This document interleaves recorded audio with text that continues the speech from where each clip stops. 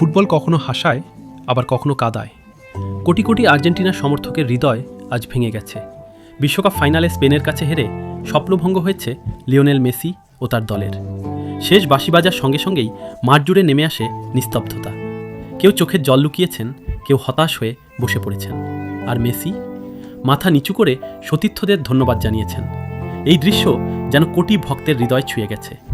অন্যদিকে স্পেনের খেলোয়াড়রা উল্লাসে মেতে ওঠেন।